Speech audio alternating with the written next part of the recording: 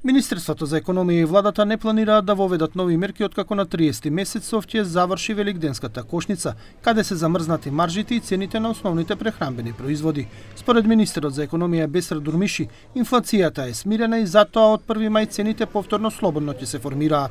Ние информациите или податоците ги земеме од релевантните институции, како што е Државен завод за статистика, и таму јасно кажува дека инфлацијата во месец март, односно имаме не инфлација, туку дефлација за 1,3%, така да ние од тука ги земеме податоците и нормално дека инфлацијата е во стабилна фаза. Но ова е точно само ако се гледа податокот март во однос на февруари оваа година. Но ако се погледнат другите порелевантни податоци, на пример за инфлацијата во првите 3 месеци од годинава во споредба со истиот период лани, таа е зголемена за 4,2%, додека ако се споредат март 2025 со март 2024, инфлацијата е 2,7%.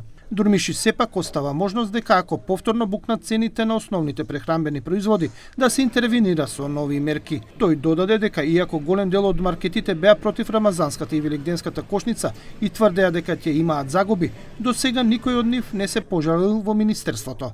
До сега таква информација дека има тешкоти на спроведување на оваа мерка немаме. Не е стигнал официјално до кај нас. Не знаеме на терен какви се нивните разговори, ама официјално до кај нас не е постигнато ниту едно такво информација или барање.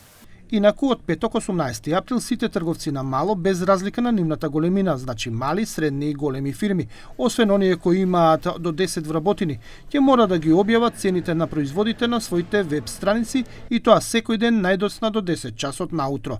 Мора да се наведе и кој производ е на попуст, колку изнесува, како и кои производи се на промоција. Ако трговците на мало не го почитуваат ова, ќе има казни.